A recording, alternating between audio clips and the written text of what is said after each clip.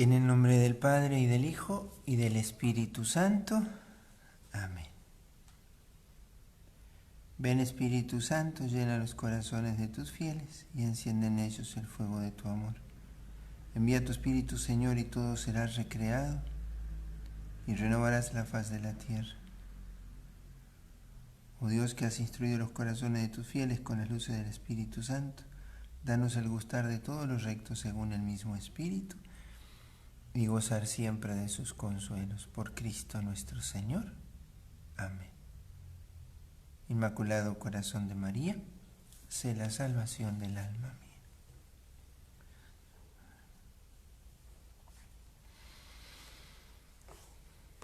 Retomamos el punto que habíamos iniciado ayer, esta plática sobre la Lectio Divina, a lo que le estamos dedicando tal vez un poco más de tiempo por su valor, pero además aprovechando que estos días podemos ordenar estos tiempos de estudio, de lectura, dentro de lo que son también las ocupaciones, dado la circunstancia de que toda la familia está en esta situación de estar en casa, ¿no? Pero quisiera que esta segunda parte de la Lectio Divina la introdujéramos con este texto. Si ustedes tienen la Biblia allí, buscan en el libro del Deuteronomio, capítulo 34, versículos del 1 al 4. Con el libro del Deuteronomio termina el Pentateuco, de los 5 primeros libros de la Biblia, la Torá judía, que relata no solo el inicio, sino el sentido del inicio de la historia, también el inicio y el sentido de la historia del pueblo de Israel, que fue involucrando a personajes que son para nosotros también ejemplares. Tenemos desde el comienzo, la creación de Adán y Eva, tenemos Abel, después tenemos la historia de Noé, Abraham, los patriarcas, Isaac y Jacob, los hijos de Jacob, José en Egipto. Vienen después la época de David, Salomón, ¿no? los reyes, los profetas, ¿no? Y así. Pero la muerte de Moisés, con eso cierra el libro del Deuteronomio y el Pentateuco. Y Moisés era el hombre que había estado tratando con Dios cara a cara, y que al encuentro con Dios su rostro quedaba resplandeciente. Así es como lo relata el libro del Éxodo y también lo recuerda Deuteronomio. Y en ese camino del pueblo de Israel, guiado por Moisés hacia la montaña santa para dar un culto agradable a Dios, Moisés le va a pedir a Dios que le mostrara su rostro. Señor, muéstrame tu rostro. Y Dios le dice, no podrás verlo, aquí no. Entonces nosotros podemos, al leer este texto, ¿por qué les digo esto? Porque al leerlo, al escucharlo, tenemos que considerar estas dos cosas. ¿Qué había como deseo en el corazón de Moisés? Por un lado, llegar con su pueblo a la tierra prometida, que era el objeto de la esperanza. El objeto de la esperanza era el Dios fiel, ¿no? Dios era el objeto de la esperanza que les hizo libres, pero les invitó a que conquistaran esa tierra. Todo lo que significa la historia de Israel. Pero, por un lado, estaba en el deseo de Moisés la tierra prometida. Pero por el otro lado, el deseo de ver a Dios, el rostro de Dios. Entonces, cuando uno lee este pasaje, que es el relato del último momento, Dios lo lleva allí a Moisés al monte Nebo, y parece Dios cumplirle en una sola las dos esperanzas. Porque allí Moisés va a ver de lejos la tierra prometida. Y allí va a morir. Y vamos a escucharlo para después concluir con esto. ¿Por qué esto ilumina mucho nuestra lección divina? Moisés subió de las estepas de Moab al monte Nebo, a la cima del Pisgah frente a Jericó, y el Señor le mostró todo el país. Y el Señor le dijo, esta es la tierra que prometí con juramento a Abraham, a Isaac y a Jacob cuando les dije, yo se la daré a tus descendientes. te he dejado verla con tus propios ojos, pero tú no entrarás en ella. Palabra de Dios. Te alabamos, Señor. El Señor le muestra a Moisés la tierra prometida, que era la promesa que Dios había hecho a su pueblo. Pero a la vez, Dios deja que Moisés muera con el deseo de ver su rostro. Y nosotros podemos decir, mirándolo desde acá, que Moisés al morir llega a la tierra prometida, porque en realidad la tierra prometida era el corazón de Dios. El hombre no espera sino lo que no pasa, porque si espera lo que pasa, muere con lo que pasa, y su esperanza muere allí, ¿no? Entonces Moisés esperaba en ese camino del éxodo llegar a Dios, y quería ver su rostro, y la muerte cumplió en Moisés ese doble deseo. Y entonces eso nos introduce ahora otra vez en esta segunda parte de la lección, de este tema de lección divina, que es el que estamos dando desde ayer, donde nos queremos acercar a la palabra de Dios con verdadero espíritu de fe. Yo les voy a recordar los elementos que hacen a esto que estamos dando a partir del esquema que ayer comenzamos a ver. Ayer hablamos del acontecimiento, ¿sí? Hay un acontecimiento que es el hecho de que Dios sale a darse, a revelar. El hecho de la fe, el objeto de la revelación que es Dios mismo, el fin es que el hombre conozca la verdad y se salve. Y habíamos dado algunos textos para la lectura. Y luego, está el hecho de la fe. Dios se da, acontece. Y a ese hecho le corresponde aquel primer mandamiento de la Torah judía o de la ley judía. Escucha Israel, Shema Israel. Escucha Israel, responde. Le corresponde a Dios que habla un corazón que acoge. No solamente un oído que escucha, sino un corazón que responde. A Dios no le basta con que yo sepa que Él existe, porque eso ni siquiera tendría que haberlo revelado. El hombre abre sus ojos y se da cuenta que hay alguien que sostiene esto, que lo ha hecho tan bello. A Dios no le interesa que nosotros declamemos que sabemos que existe. Dios quiere que nosotros a Dios le reconozcamos como Padre, como hermano, como amigo, como Salvador. Dios quiere entablar con el hombre una amistad. Y ahí vuelvo a remitirles al texto de Génesis 3 cuando empezábamos este curso. Dios sale a encontrarse con Adán y Eva y le dice, ¿dónde viven? ¿Dónde están? Se escondieron. Y entonces decíamos que parece ser la historia dramática del hombre que se esconde del Dios que lo ama, ¿no? Entonces, escucha Israel y responde. Al cristiano no le basta con decir que cree que Dios existe, porque eso se lo puede demostrar un científico si quisiéramos. No se necesita creer para decir que Dios existe. Ahora, creer es mucho más que asentir a una existencia. Es como amar. Amar es mucho más que asentir que existe el otro, sino que el otro le da razón a mi existencia. A que el mundo tiene sentido porque existe el otro. Eso es amar. No es simplemente porque sé que está el otro, ¿no? Entonces, a ese acontecimiento de fe, decíamos, le corresponde la escucha.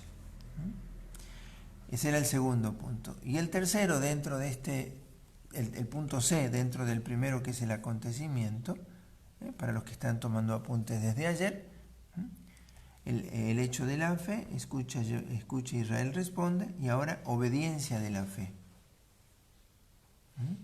¿Qué implica para nosotros de pronto descubrirnos orantes? Tener a la Santísima Virgen aquí nos ayuda mucho, porque ella en esto es modelo. Cuando nosotros decimos obediencia de la fe, estamos hablando de ese aceptarnos nosotros, haber sido elegidos por Dios como destinatarios de su palabra. Dios ha dicho una palabra que es su verbo, el verbo de Dios, su palabra por la que lo creó todo y palabra que se va a hacer carne en el seno de María. Y Dios, al pronunciarse, se está dando, porque Dios no puede dar algo distinto de sí mismo. ¿Y qué está buscando? un corazón orante que oiga y que guarde esa palabra. Esa es la acción que el Espíritu Santo hace en el orante, que somos nosotros. Y eso es muy importante para la lección divina. ¿Por qué? Porque en la lección divina, en la lectura orante de la palabra de Dios, ¿qué acontece? El encuentro de dos que se aman y se buscan. Dios que ama y busca al hombre y le habla, y el hombre que ama y busca a Dios y se deja encontrar. Si no se dan las dos partes, no hay lección divina. La primera está garantizada. Dios ama al hombre y lo busca. Ahora se requiere la otra parte, que es la nuestra. Que nosotros en verdad queramos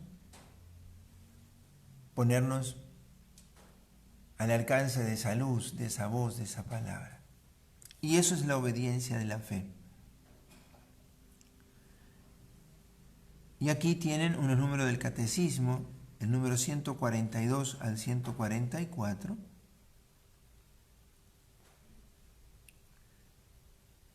Allí aparece expresado en 3 numeritos. El Catecismo de la Iglesia Católica lo dice allí muy claro, yo lo voy a simplemente a describir, ¿no?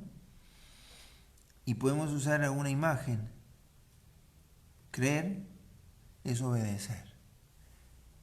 Es aceptarme a mí mismo y establecerme en esa relación. Pues yo puedo decir, a mí no me interesa. El orante no va a la oración porque aprendió a orar, sino porque la oración salió a buscarlo. Es el Señor el que quiere convertirme a mí en un lugar de su presencia. Y la oración es eso. Es que Dios me haga casa suya. De que Dios pueda habitar en mí y transfigure todas las dimensiones de mi vida. La oración es eso. No es saberle decir cosas a Dios, es dejarle a Dios saberse decir en mí. Saber expresar en mí toda la capacidad que el Espíritu Santo tiene, que es lo que hizo los santos. ¿Qué son los santos?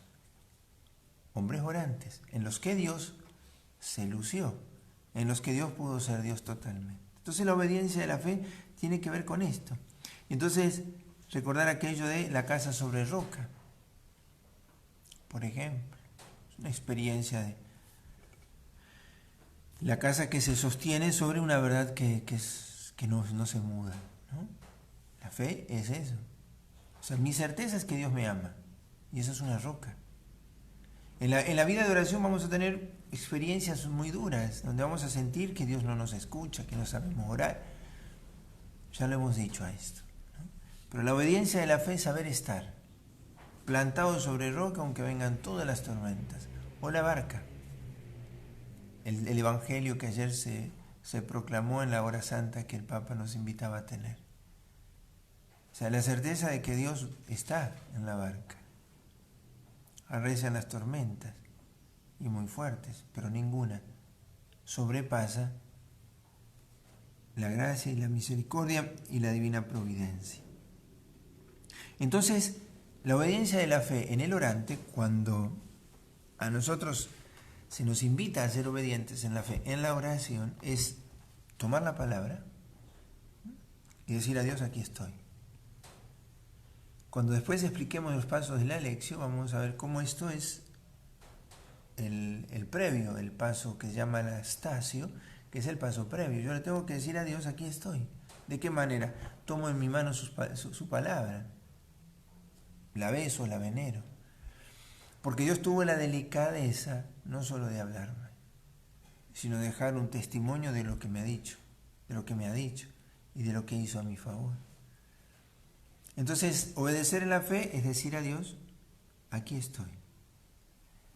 Haz de mí lo que quieras y aún más, acaba en mí lo que iniciaste. Porque yo existo, porque nos precede Dios, ¿no? Por más que yo provenga también de la acción de mis padres, pero si nos remontamos para atrás, yo existo porque existe Dios. Entonces, esta experiencia de la obediencia en la fe es la que hacía Jesús de alguna manera cuando iba sus noches enteras a la soledad. ¿Qué hacía Dios allí? ¿Qué hacía Jesús siendo Dios allí? Que Él también se sabía viniendo de Dios Padre. Él era el Hijo que procedía del Padre. Y entonces la obediencia, esa en la que yo todos los días me ejercito al tomar la palabra, es la obediencia que se consuma en el sacrificio, en la vida de Jesús. ¿Cuál es su gran acto de obediencia? Habiendo amado a los suyos que estaban en el mundo, los amó hasta el fin. Juan 13:1. El gran acto de amor, de obediencia, Hebreos 5:8, así lo dice, es un acto de obediencia de Jesús, es el gran acto de libertad de Jesús. Es haber dejado que el amor que impulsó su vida consumara en su vida el sacrificio, toda la obra. Por eso, acoger esta palabra de Dios, ¿sí?, es hacer la experiencia del Salmo 41, ¿no? Como busca la sierva corrientes de agua. O el Salmo 62, como tierra sedienta agotada sin agua. Que expresan el deseo profundo del alma. ¿Y a dónde he de volcar mi boca para beber el agua que necesita mi alma? Como sierva sedienta o como tierra reseca. Es Dios. Entonces, en esto de la obediencia de la fe, orar será permanecer. Y en esto hay un texto de Isaías 7:9 que le advierte el profeta al pueblo. Si no creen, no subsistirán. O sea, si no se afirman, no subsistirán. Y es de alguna manera lo que acontece en nuestro mundo. ¿Por qué un cristianismo muchas veces tan frágil en muchos de nosotros? ¿Por qué una adhesión tan débil, tan superficial, tan poco de compromiso? Porque no hemos creído. La experiencia que nos invita a tener la fe, en ese escuchar y responder, es la apertura a gracias nuevas. Si yo no creo, hay cosas que no van a suceder en el mundo aunque Dios las quiera. Porque Dios no obra a pesar nuestro. No es así. Sí, Dios hace su obra a pesar nuestro, pero no la hace en mí, porque no me va a hacer a mí a pesar de mí. El obedecer es yo me pongo a merced de su gracia para que Él pueda acabar su obra en mí. Si no, no la puede realizar. Y vamos a entrar en el cuarto, en el D, y con esto terminamos el punto de el acontecimiento. Que esta fe, esta obediencia de la fe, ponerme a la escucha, responder, plantarme sobre la roca firme, permanecer en Dios, no abandonar la fuente del agua viva, como le decía a la samaritana en la Cuaresma, en el tercer domingo, ¿no? O como no abandonar aquella fuente a la que la sierva siempre vuelve a saciar su sed.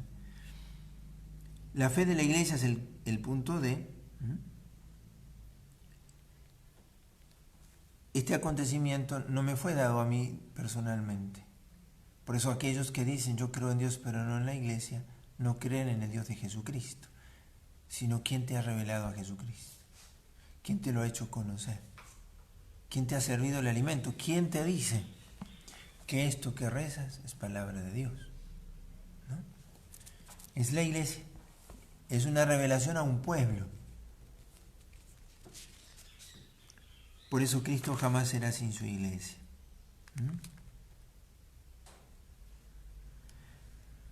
Y entonces, aquí tienen algunos números del catecismo, también para que agenden. El número 166 y del 168 al 175 del catecismo.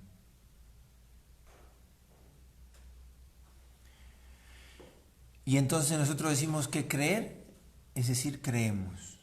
Es decir, no solamente que yo creo a la palabra de Dios, sino creo a aquel que me dice que esto es palabra de Dios. Pero además, yo respondo a la palabra de Dios como pueblo, porque Dios eligió un pueblo para revelarse. Dios se reveló en un pueblo.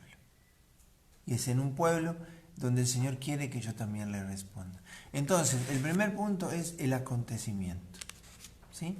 Que tiene esto, el hecho de la fe, que es la revelación que hace Cristo, Dios en Cristo por la encarnación.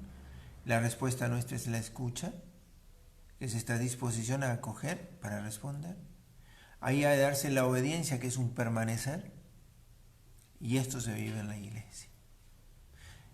Esta rápida descripción nos ayuda a pensar en lo grande que es la oración. Cuando tenemos que definir qué es la oración y describirla, estos elementos ayudan a comprenderla. Todo esto devela la oración. Yo le creo a Dios y eso es lo fundamental. La oración no son fórmulas, la oración no son técnicas ni prácticas. Eso hace a la oración en cuanto que le son auxilio. Pero el fundamento de la oración es creer en este acontecimiento.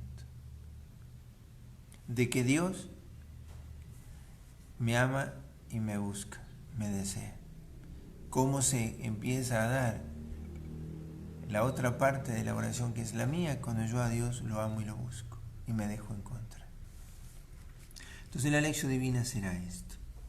Ahora vamos a tratar de explicar un poquito cómo ha comenzado esta conversación, porque esto ya ahora apuntando a la palabra de Dios como camino de oración para nosotros. Ahora vamos a entrar ya directamente en lo que hace a la lección divina y a la palabra de Dios, ¿no? Él comenzó este es el punto 2. Él comenzó la conversación. El punto 1 era el acontecimiento. Ahora, el punto 2, él comenzó la conversación. ¿Y en qué categorías Dios plantea esta conversación? Explícitamente en la categoría de una amistad. Punto A, amistad. Vamos a explicar esto.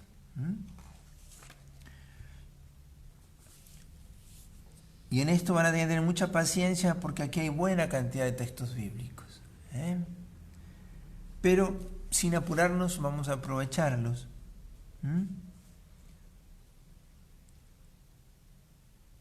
Y aparece en la Sagrada Escritura la sabiduría personificada, que nosotros vamos a saber después que es Jesucristo, ¿no?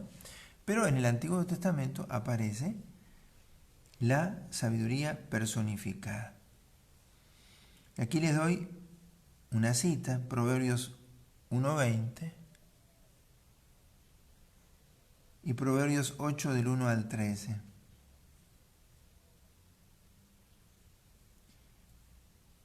Y junto a ello, Eclesiástico 24:7.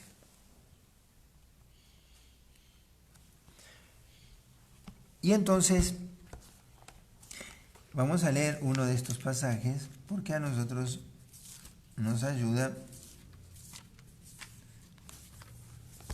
para comprender este primer concepto que es la oración como una amistad.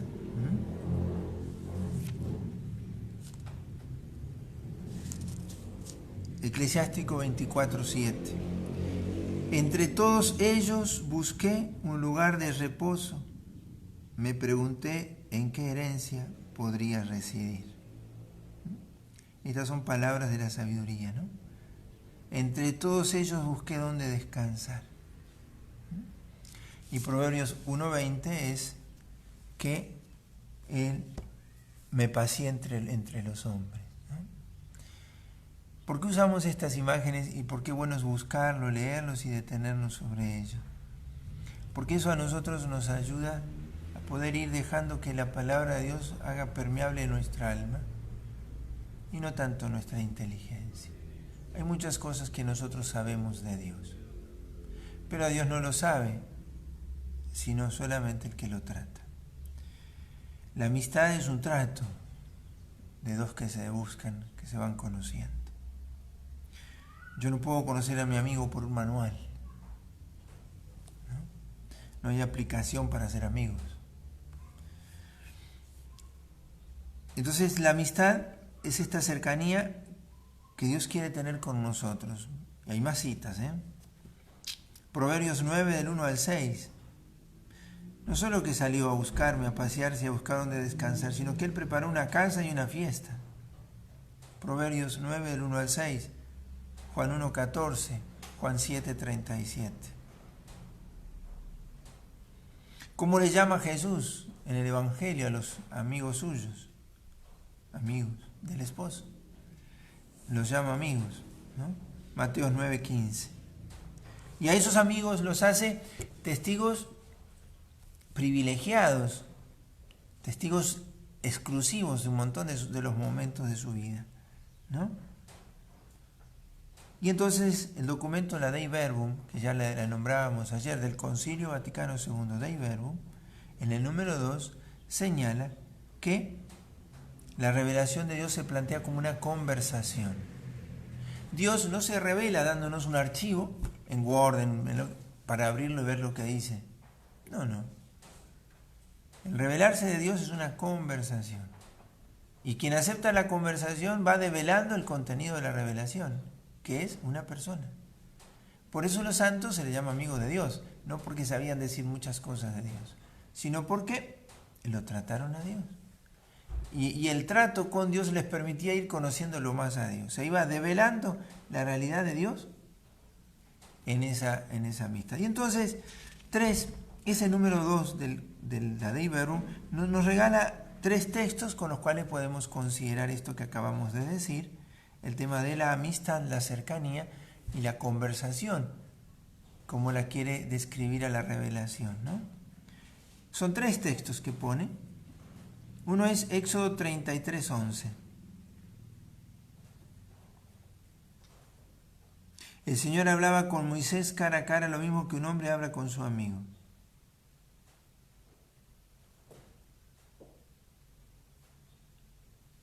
Entonces, el plan de Dios sobre Israel y sobre todo el hombre está de alguna manera en esta experiencia que tiene Moisés. El diálogo amistoso que Dios tiene con él. Y lo que leíamos al comienzo de este tema, ¿no? Llevará a la tumba esta nostalgia, la del rostro de Dios. Era el amigo que acabó de conocer al final. Pero aquel amigo que había conquistado y enamorado tanto su corazón, y eso es un orante. El orante no te sabe decir muchas cosas de Dios, pero no sabe vivir sin Él. El orante sabe explicar pocas cosas, probablemente. Como aquel que dice, ¿cómo te he de explicar que estoy enamorado? Y estoy enamorado. ¿Cómo es que amas a esta persona? ¿Y qué te puedo decir? ¿Sí? Entonces, primero Éxodo 33, 11. Segundo, Baruch 3, 38. Esto lo leíamos ayer, cuando comenzábamos este tema. Baruch 3, 38. La sabiduría se ha derramado sobre la tierra y ha conversado con los hombres. Dios entró a conversar con nosotros. Nosotros diríamos, se sentó a tomar mate con nosotros, ¿sí? Para suscitar la conversación. Eso vale. Una vez se pregunta qué habrá hecho Jesús aquellas noches con los apóstoles, ¿no? Es probable que el mate haya existido desde aquel tiempo.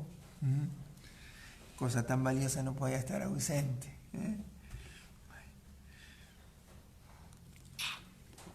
Pero bueno, Jesús le habrá preparado el mate, como es el creador de la hierba, así que pudo haberlo hecho. Nada dice lo contrario. Pero bueno, aquellas conversaciones que tenía Jesús con los suyos, después de comer el pescado, tomar mate y conversar. Esa experiencia de la intimidad de Jesús con los suyos. Bien, a nosotros nos sirve explicarlo desde esto, ¿sí? Él entró a conversar con el hombre. Y aceptar la conversación es permitirle a Dios darse a conocer. ¿Ven? Que no es recibir al Señor como en un archivo o en un libro. No, la oración es el ámbito de la revelación. La Eucaristía como gran oración. Cuando yo me hago orante y me reconozco destinatario de la palabra de Dios, dejo que la palabra cumpla su cometido conmigo y muestre toda su virtualidad, todo su poder. Esto era la palabra, sí, un santo es un revelador de la fuerza de la palabra. Y el tercer texto es Juan 15, 14 y 15. Ustedes son mis amigos. Son aquellos que reciben secretos que después ellos nos lo cuentan y otros no nos contaron. El secreto de estar con el amigo no se puede develar. ¿Quién te puede explicar lo que es estar con el amigo? Te pueden describir algunas cosas, pero la experiencia íntima de Pedro, Santiago, Juan, Andrés, ¿sí? Mateo, Bartolomé y hasta el mismo Judas, que hace trágica al final su fin, hace trágico su fin. Pero ¿cuánto pueden contarnos de la experiencia de estar con el Señor? Y entonces los santos son una expresión de eso. No les alcanza la vida para poder describir lo que es la amistad. Por eso necesitan el cielo.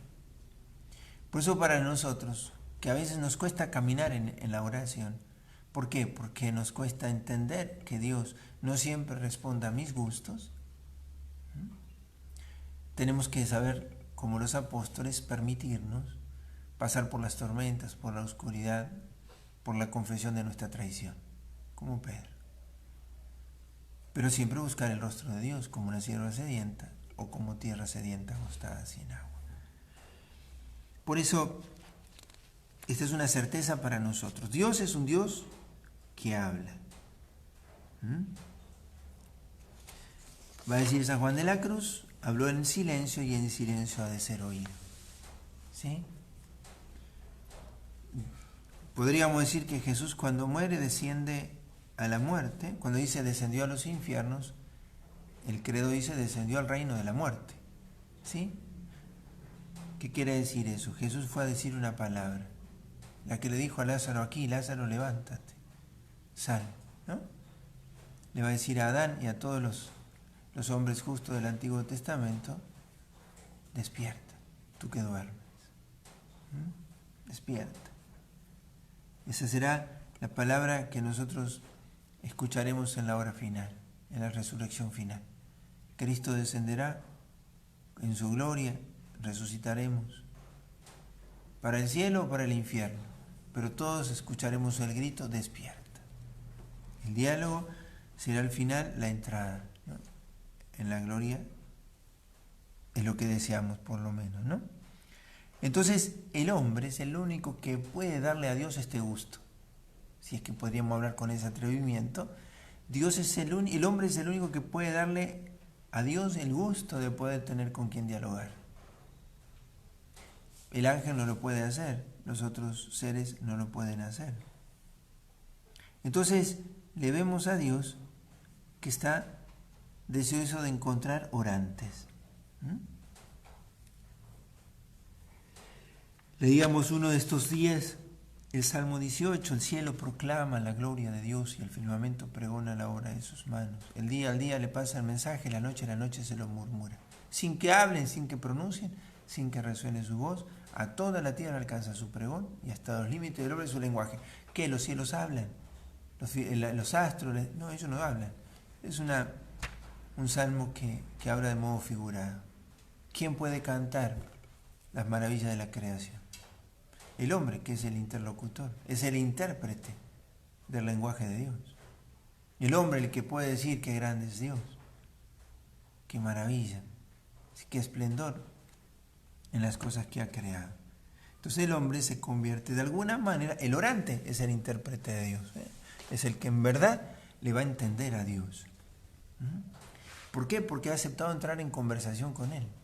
Y al aceptar la conversación va dejando que Dios se le devele, se le revele. ¿Sí? Y entonces, en esta conversación, la palabra de Dios, la Biblia, es el lugar privilegiado de esta presencia sacramental del Dios amigo. La Dei Verbum, en el número 21, este documento del Concilio Vaticano II, lo dice con mucha claridad. La Iglesia ha venerado siempre las Sagradas Escrituras como al cuerpo mismo de Cristo. En la Sagrada Liturgia no deja nunca de tomar y distribuir a los fieles el pan de vida, lo mismo de la mesa de la palabra de Dios que la del cuerpo de Cristo. Cuando nosotros decimos pan de vida, no nos referimos exclusivamente a la Eucaristía. Pan de vida es la palabra de Dios y la Eucaristía. Y la Iglesia ofrece en cada Eucaristía estos dos alimentos, este pan de vida en estos dos alimentos. Entonces la Biblia es para nosotros el lugar privilegiado de la presencia de Dios que salió a hablarnos. Los padres de la Iglesia dicen aún más, o lo que ayuda a comprender esto, que en la palabra de Dios habita el Espíritu Santo. El Espíritu Santo inspiró al escritor sagrado. El Espíritu Santo es el que consumó la encarnación en el vientre de María, ¿no? El Espíritu Santo es el amor entre el Padre y el Hijo. Lo que dice el Padre del Hijo y el Hijo del Padre lo dicen en el Espíritu de amor, ¿no? Se dicen mutuamente. El Hijo recibe el ser del Padre, ¿no? Y el Espíritu Santo que inspira al autor sagrado es el que ahora inspira al orante y así consuma la obra que Dios ha diseñado, ¿no? Dios acaba la obra cuando hace del hombre su interlocutor, su comensal, si quisiéramos tomar la imagen de la comida, su huésped. Es Dios el que se inclina a lavar los pies. Es Dios quien prepara la mesa. Ha preparado una mesa con manjares sustanciosos y vinos añejados. Ahí lo van a leer ustedes en Proverbios. Dios lo preparó. Dios lo prepara para nosotros. La oración es esto. Uno dice, pero cuán difícil es comprender y vivir eso en nuestro camino de oración. Es difícil. Sobre todo cuando uno no se deja ayudar o no tiene con quién ayudarse. Para ir conociendo los pasos que debemos de dar en la oración. Para no vernos engañados y confundidos cuando las cosas no son como uno esperaba, pero porque llega un momento, ya lo hemos explicado estos días, en que yo ya no me sé regir solo en la oración. ¿Por qué? Porque tengo que andar sendas que no anduve, por lo tanto no sé cómo andarlas y necesito la ayuda, ¿no?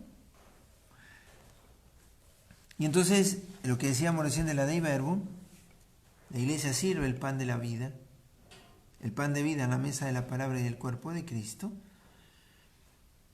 Y entonces debe haber un renovado impulso de acercamiento a la adoración eucarística y a la comunión eucarística, pero también un nuevo impulso en la vida espiritual sostenida por la palabra de Dios.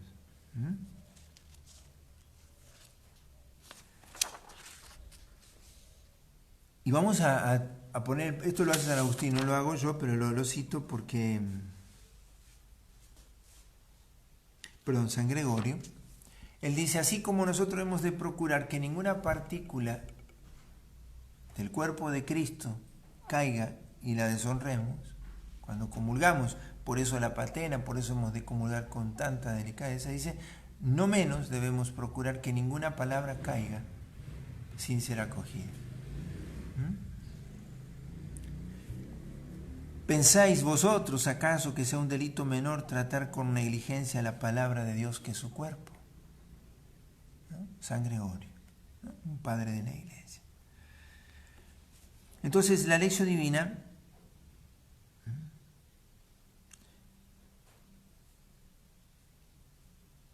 tiene que ver mucho y casi muy cerquita con un sacramento, pues es casi un sacramento, y si tomamos la palabra de Dios dicha así y entendida así, ¿no? El modo de orar es permitirle a la palabra cumplir su cometido, ¿sí? Engendrar el verbo en mi corazón por la fe al escucharlo y darlo a luz por las obras, ¿sí? Esa es la acción de la lección, ¿no? De la palabra. El buscador de Dios, el discípulo del verbo, que es el que ha venido a una cita, quiere tomar contacto con aquel que lo busca, mucho más de lo que era buscado, ¿no?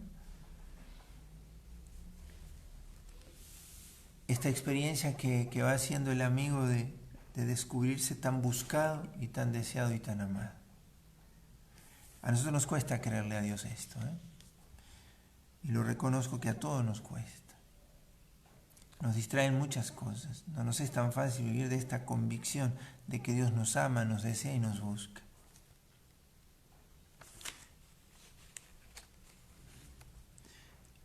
Aquí aparecen citados unos números que ya hemos visto, no los vamos a dar para que no se vuelvan a distraer con ello. Y aquí viene el punto B, ¿sí? El punto A era una amistad. Hasta aquí terminamos lo de una amistad dentro del punto. Él comenzó la conversación. ¿Sí? El número 1 era el acontecimiento. Punto 2, él comenzó la conversación y dentro de eso, primero en la categoría de amistad. Y ahora B, en él están escondidos todos los tesoros de la sabiduría y de la ciencia. Esa amistad va a alcanzar un punto, una altura singular en Cristo. ¿Cuál es el fin de la lección divina? Y esto tenerlo muy claro, porque en esto coinciden todos los padres de la Iglesia. El fin de la lección divina es la búsqueda de Dios en la palabra escrita. Reconocer allí su presencia, aceptar allí el encuentro.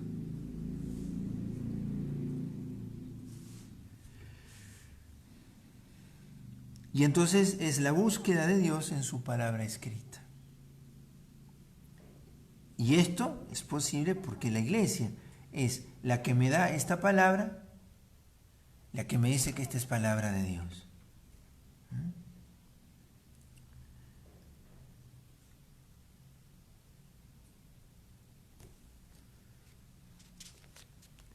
Busquen y amen ante todo a Dios, que nos amó primero. Y procuren con afán fomentar en toda ocasión la vida escondida con Cristo en Dios. Cultivar con asiduo empeño el espíritu de oración y la oración misma. Bebiendo en la genuina fuente de la espiritualidad cristiana, tengan diariamente en las manos la Sagrada Escritura, a fin de adquirir por la lección y meditación de los sagrados libros el sublime conocimiento de Jesucristo. Esto del Vaticano II, Perfectis Caritatis número 6, ¿no? Un documento para la vida religiosa, pero que nos sirve a todos. Busquen y amen ante todo a Dios. O sea, buscar a Dios. Este es el fin. Yo no quiero saber cosas de Dios. Yo no quiero enterarme de cosas de Dios. Yo quiero encontrarlo a Dios. Él salió a buscarme y yo me quiero dejar encontrar. Y entonces el trato ha sido con la palabra y este camino que yo les quiero sugerir en esto. Decíamos recién, nuestro modelo es la Virgen. Ella vivió escondida en Dios, en Cristo, ¿sí? Pero vivió siempre escondida en Dios por su sociedad en Cristo, digamos. Sus años de Nazaret le muestran esa vivencia escondida con Cristo en Dios. Y de alguna manera muchos de nosotros vivimos la vida de oración como María en Nazaret. ¿Qué cosas extraordinarias suceden en nuestra vida de oración?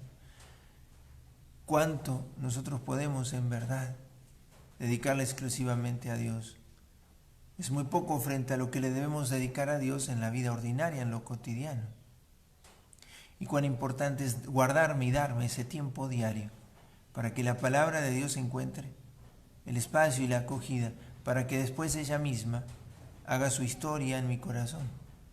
Se haga espada de doble filo y abra surcos.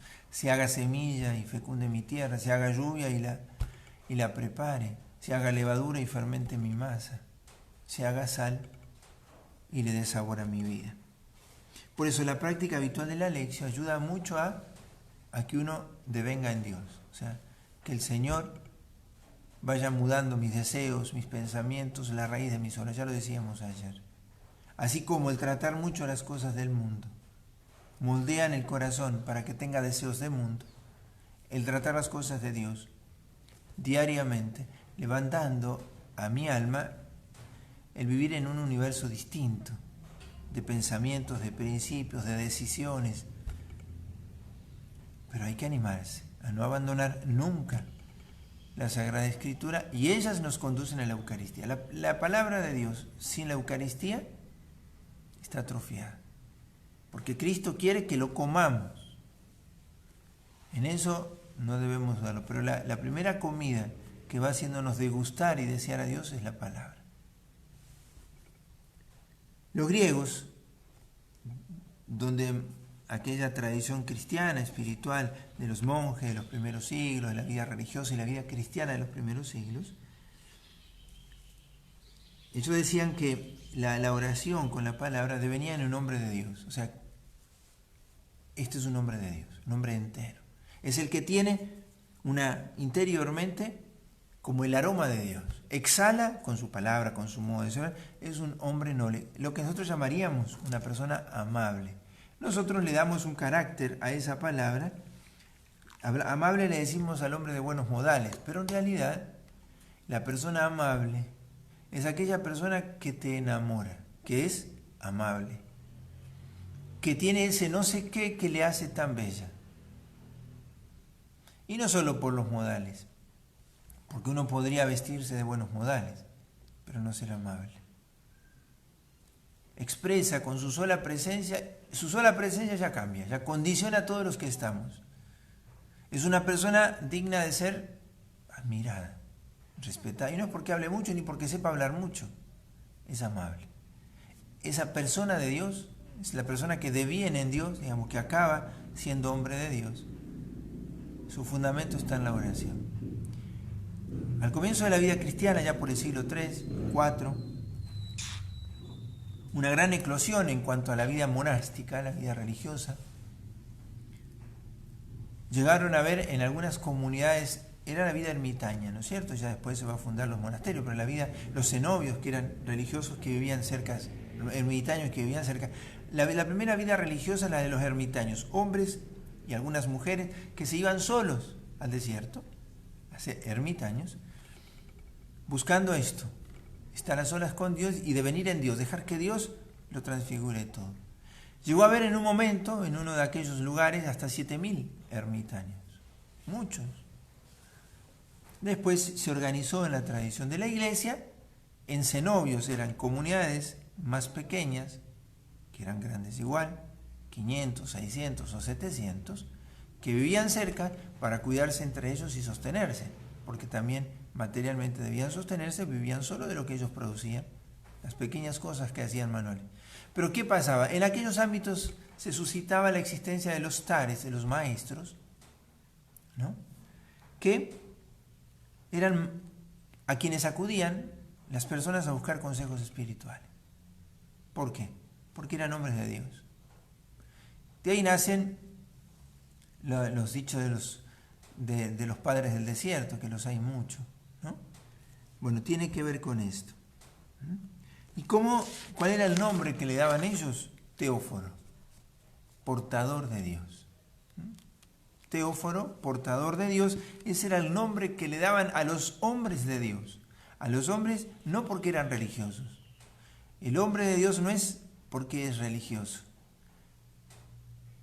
Es religioso en verdad porque es un hombre de Dios, porque ha aprendido a vivir su ligazón con Dios desde una experiencia de amistad. Entonces, el teóforo no es solo el religioso es teóforo, en verdad, si no, no es religioso. Todo hombre puede ser ese portador de Dios. No es algo exclusivo para el que hace votos. Es el habitado por el Espíritu Santo. Es el testigo de la soberanía de Dios, ¿no?, en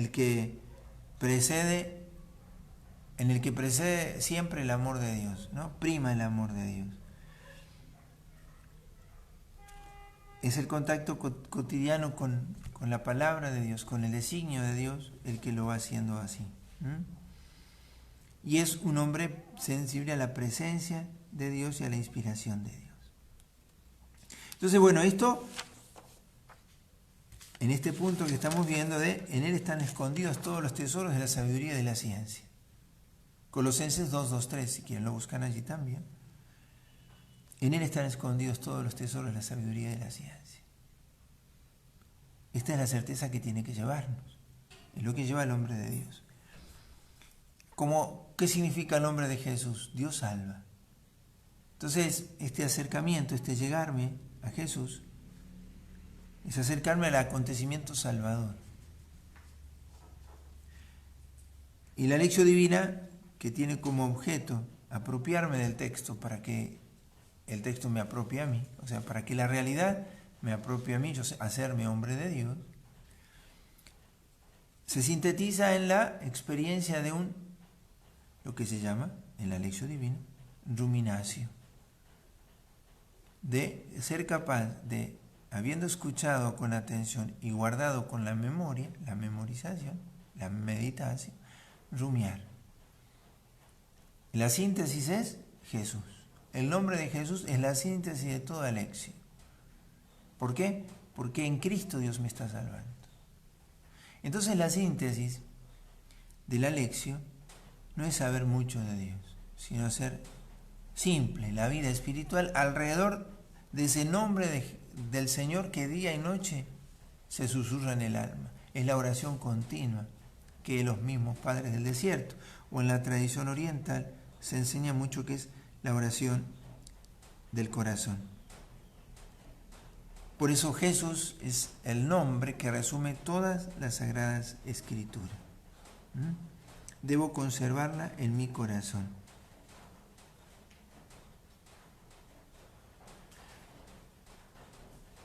Y entonces la lección divina es escuchar verdaderamente, sumergirme, hundirme, vivir, creer. Podríamos seguirla describiendo. Entonces con esto vamos a terminar hoy. Lo que viene después es una larga cita que también les pido que lo puedan buscar, y que es de un documento del Papa, una carta apostólica de Juan Pablo II sobre el Rosario, el año 2002, que el Papa Juan Pablo II, les digo los números, 5, 10, 11, 12, 13, 25, 27 y 33. Les repito, números 5, del 10 al 13, 25, 27 y 33. El Papa habla de esto. El rosario es un modo de hacer lección. El rosario es, decimos, vamos a contemplar los misterios del rosario. Vamos a hacer de eso nuestra oración. Vamos a asimilarlo. Y el centro de la oración del Ave María es Jesús. Y bendito es el fruto de tu vientre, Jesús. Ahí lo dice el Papa en este documento. ¿Sí?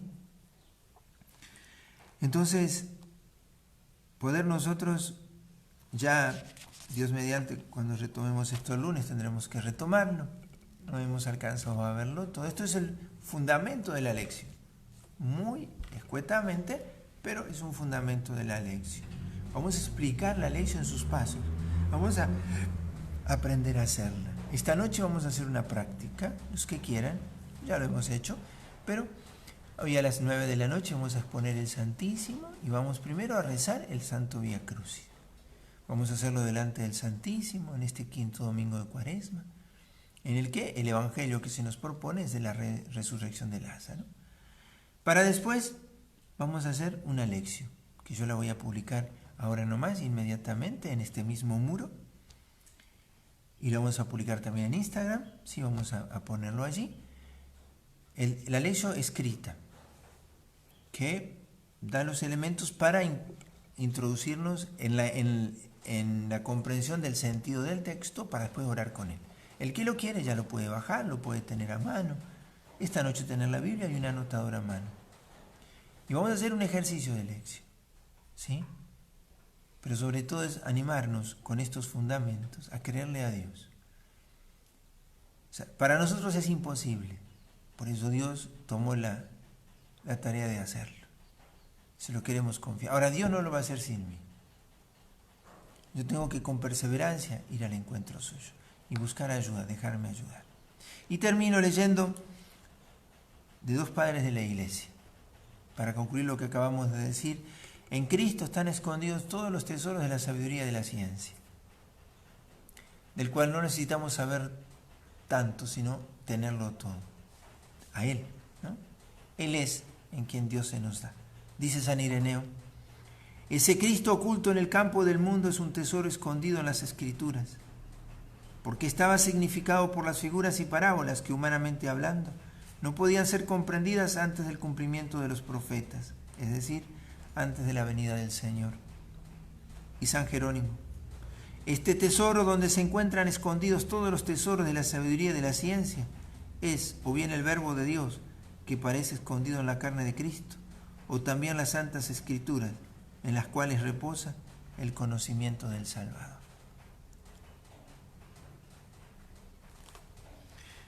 Vamos a pedirle a la Virgencita que nos dé la fortaleza para no abandonar el camino. Porque el problema no es no haber iniciado el camino, el problema es no haberlo seguido. Muchos tenemos decisión para empezar, lo que nos cuesta es decisión para continuar. Muchos cristianos con mucha sinceridad y fidelidad emprendieron el camino de la santidad. Emprendimos el camino por el cual dejábamos que el Señor pudiera acontecer en mi vida y orábamos con fidelidad la palabra y los sacramentos. Pero lo que cuesta en el camino de la oración es no abandonar. Es no quedarnos con lo poquito que saboreamos y creer que ya en ello está todo. Entonces ya no hago mayor esfuerzo. O cuando hago experiencia de mi incapacidad o mi debilidad, ya digo, no podré. Y abandono esta empresa y este cometido y este propósito. Vamos a pedirle a la Virgen que la generación, la de este siglo, la de los cristianos, seamos teóforos. Hombres devenidos en Dios. Hombres que han dejado que la palabra les permee de alguna manera, les pase, les traspase la carne, los afectos, los sentidos, los sentimientos, la inteligencia, la voluntad de la memoria. Se hagan una transparencia de Dios. Teóforos, portadores de Dios, transparencia de Dios, donde Dios a sus anchas puede manifestarse y hacer su obra. Se lo pedimos con mucha confianza a nuestra Mamá del Cielo. Dios te salve María, llena eres de gracia, el Señor es contigo, bendita tú eres entre todas las mujeres y bendito es el fruto de tu vientre Jesús. Santa María, Madre de Dios, ruega por nosotros pecadores, ahora y en la hora de nuestra muerte. Amén. Inmaculado Corazón de María, sé la salvación del alma mía. Santo cura brochero, ruega por nosotros. En nombre del Padre, y del Hijo, y del Espíritu Santo. Amén.